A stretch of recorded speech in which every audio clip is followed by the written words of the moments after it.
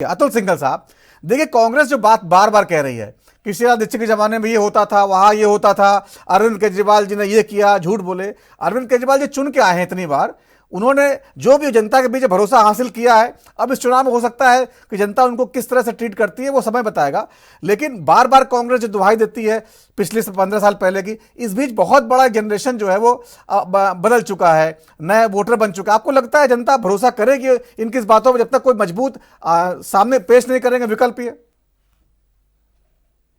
देखिए नवीन, इस बात में तो कोई दो राय नहीं है कि जो शीला दीक्षित का कार्यकाल था 15 साल का, उसमें जो बुनियादी सुविधाएं, मूलभूत ढांचे के लिए काफी काम किया गया। पुलों की बात अगर हम करें दिल्ली के अंदर, और खासतौर से यमुना पार में या नई दिल्ली में, उन्होंने काफी कार्य किया।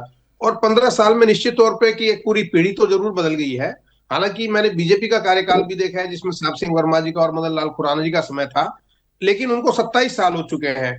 तो कम से कम अरविंद केजरीवाल की सरकार से और शीला दीक्षित की सरकार से तो जो लोग हैं, जो कम से कम मिडिल दर्जे के लोग हैं या एक मिडिल एज के लोग हैं, वो जरूर कंपेयर करेंगे। और अगर कांग्रेस की बात की जाए तो उसके पास ये एक टूल पॉइंट है, और खासतौर से ऐसे में इसलिए है क्योंकि अरविंद केजरीवाल के खिलाफ शीला दीक्षित के बेटे खुद चुनाव लड़ रहे हैं। और बहुत सारे ऐसे विधायक जो पूर्व विधायक रहे हैं, शीला दीक्षित जी के समय में विधायक थे, वो भी चुनाव मैदान में है, तो उनके पास कुछ बताने के लिए अवश्य है। और अरविंद केजरीवाल जी की अगर बात करें तो निश्चित तौर पर आपने कहा कि जनता का भरोसा उनको मिला है, 3 बार वो मुख्यमंत्री रहे हैं, तो इस बात का उनको क्रेडिट जाता है। लेकिन जो आज का विषय है, आपने ये कहा आरोप लगाने का, मैं इसमें ये कहना चाहूंगा कि अरविंद केजरीवाल आरोप तो लगाते हैं, लेकिन कितने आरोप सिद्ध हो पाए? जैसे अभी प्रवक्ता ने बताया कि वो तथ्यों के आधार पर कर रहे हैं, लेकिन क्या तथ्य है उसका कोई आधार नहीं है।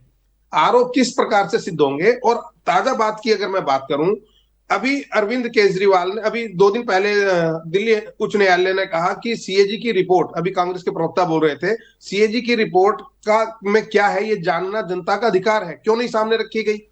अरविंद केजरीवाल का एक ट्वीट मेरे को किसी ने भेजा अभी कुछ दिन पहले, 2012 का, कि कांग्रेस तो देश को बेच के खा जाती है अगर सीएजी नहीं होता तो। लेकिन अब सीएजी की रिपोर्ट को सामने नहीं रखा जा रहा है। जब आम आदमी बार बार बात करती है, अदालत की बात करती है, एनजीटी की अभी दुहाई देते हैं, तो संवैधानिक संस्थाओं पर उनको विश्वास करना चाहिए। सबसे बड़ी बात यह कि आरोप आपने लगा दिया, प्रूव होगा या नहीं होगा, कैसे होगा, कब होगा, वो बात की बात है। निश्चित तौर पर अरविंद केजरीवाल इस मुद्दे को अपने पक्ष में भुनाना चाहेंगे, और इसीलिए चर्चा का विषय आपने, मुझे लगता है कि याद रखा है, नवीन जी।